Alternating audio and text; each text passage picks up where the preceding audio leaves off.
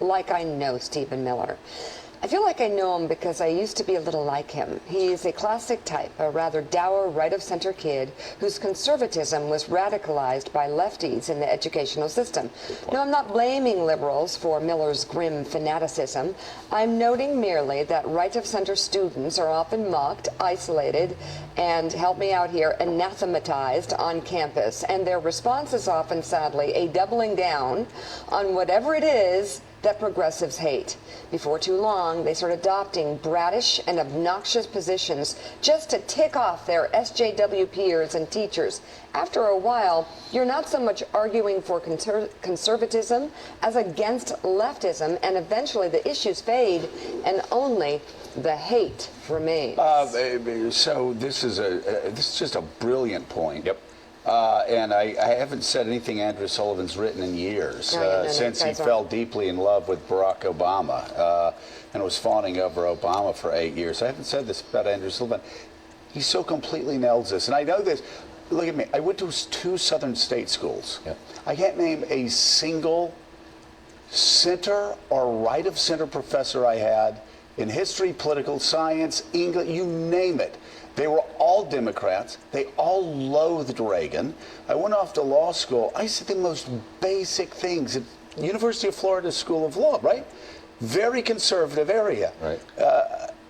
And if you even dared to go a little right of center, a lot of times you got booed in class. And so Mika knew people that were ultimately in Dartmouth Review and made a lot of waves. I can tell you, though, it gets to a point where whatever you say in class, if you're not left of center and playing to the, you get booed a lot of times, or you get sneered at, and so pretty soon you just go quiet and let them run roughshod. And people who aren't conservative will never understand this in a million years. So if you're Ann Coulter, if you're Stephen Miller, if you're young, and I'm like Andrew Sullivan, I'm making no excuses for any of these people, but you get the, you know what, kicked out of you every single day. You try to express your opinions in an environment that's supposed to be liberal and open-minded. Pretty soon you say, well, listen, if I'm going to Dartmouth and I can't express what 53% of Americans believe in, whatever years those were, the late 80s when the Dartmouth Reviews. It was a pretty time. So if I can't even say mainstream conservative thought in my class, I might as well go out on the quad and have an affirmative action bake sale. Right. The hell with them. Okay, because you know what? This is what I found. The reaction's the same.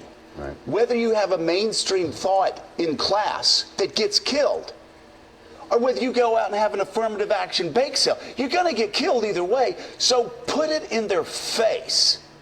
Yep. And again, I went to 2 Southern state schools. And by the way, anybody that claims I don't know what, go to hell. You don't know what you're talking about. You live with it every second, Joe, as a conservative. Every second as a conservative. Joe, I'm talking to him. Okay, I know. It's one of the great failings, and I know you'll agree with me. It's one, and I'm passionate about this for a reason. It is one of the great failings of this country. It's one of the great failings of our academic system that it is so illiberal.